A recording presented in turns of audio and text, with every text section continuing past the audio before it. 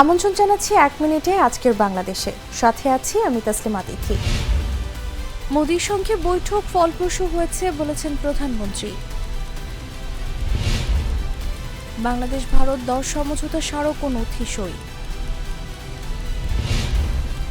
75 বছরে আওয়ামী লীগের চ্যালেঞ্জ সাম্প্রদায়িক শক্তি বলেছেন কাদের।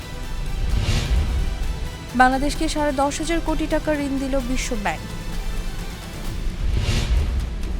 এখনও স্বাভাবিক হয়নি টেকনাফ সেন্ট মার্টিনে নৌযান চলাচল। সিলেট বিভাগে 3 বোর্ডের এইচএসসি সমমান পরীক্ষা স্থগিতের বিজ্ঞপ্তি প্রকাশ।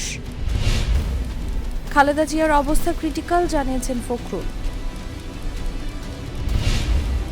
সেতু ভেঙে খালে বরযাত্রীবাহী গাড়ি, নিহত 9।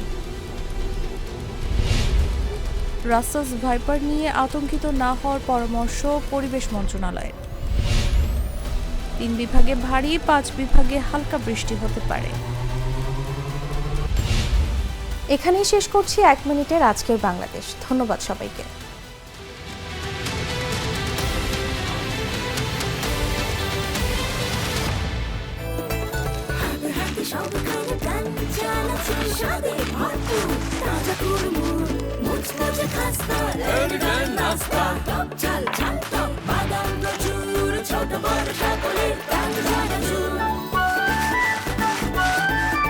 স্বাদে ভরপুর প্রাণ চানাচুর।